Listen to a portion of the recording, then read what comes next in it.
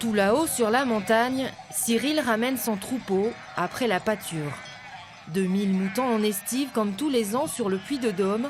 Mais cette année, les bergers se plaignent encore d'incivilités commises envers leurs bêtes. Entendez par incivilité des touristes trop curieux qui s'approchent du troupeau, des VTT trop près des brebis ou encore des chiens non tenus en laisse. Une brebis, ça a besoin d'être dans une ambiance calme pour bien manger, de ne pas être stressé. Et donc ça les fait stresser, ça les fait moins bien manger. Et dans certains cas extrêmes, ça peut les faire avorter d'avoir autant de stress, notamment s'il y a un chien qui vient les déranger. Comme Cyril, d'autres bergers de la région dénoncent un manque de respect de la part des touristes et des locaux. Nous montons des bêtes, elles sont là pour brouter, elles ne sont pas là uniquement pour le décor sur la montagne.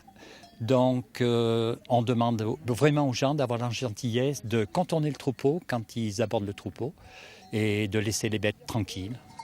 Face à ce problème, des pistes de solutions existent, comme aujourd'hui une opération de sensibilisation auprès des plus jeunes. Tout tassé, vous voyez, ça prend pas beaucoup de place du tout.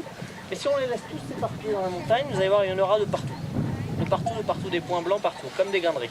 Pendant les vacances, on fait une sortie avec les enfants qui sont à l'accueil de loisirs pour leur faire d'abord de la découverte des bergers, comprendre le métier des bergers et puis en même temps faire de la prévention de ce qu'il faut faire et pas faire en fonction de ce que leur dit le berger.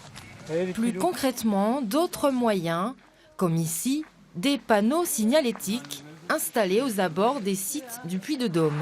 Un investissement nécessaire selon le maire d'Orsine pour garder les bergers. Aujourd'hui, notre souci, c'est que les bergers ne reviennent pas d'année en année et que bientôt on n'aura peut-être plus de bergers qui vont vouloir venir chez nous. Il ne faut pas oublier que c'est notre tondeuse naturelle de la chaîne des puits. Une cohabitation indispensable donc pour aider le Puy-de-Dôme à rester le premier site le plus visité en Auvergne.